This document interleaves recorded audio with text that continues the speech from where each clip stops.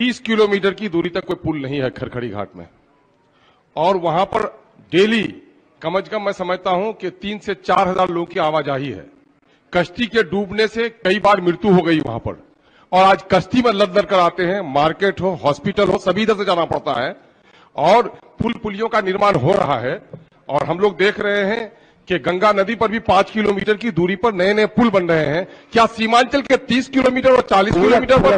Sir मैं कह रहा हूं कि नहीं बन रहा है, मैं सरकार के काम का सराहना कर रहा हूं, लेकिन क्या सीमांचल को छोड़कर सर 30 किलोमीटर पर, 40 किलोमीटर पर सबसे घनी नदियां पुलों से वंचित? तो मैं माननीय मंत्री से कहूंगा कि माननीय मंत्री जी, अगर आप विचार नहीं रखते हैं तो एक मतलब जांच करवा लीजिए कम से कम सीमांचल में कि इस तरह के कितने पुलों की जरूरत है। अगर हम लोग कोई गलत यहाँ पर क्वेश्चन करें तो हम लोगों के सवालात को रोक दीजिए, लेकिन सर उसके बारे में चाहेंगे कोई सार्थक सर हो गए, सार्थक सर काफी संवेदनशील है सर। माननीय मुख्यमंत्री से कई बार लोगों ने गुहार लगाया है। शाहनवाज साहब वहां के एमपी रहे हैं, मैं समझता हूं कि आपके कान में गवाही दोगे माननीय मंत्री हमारे।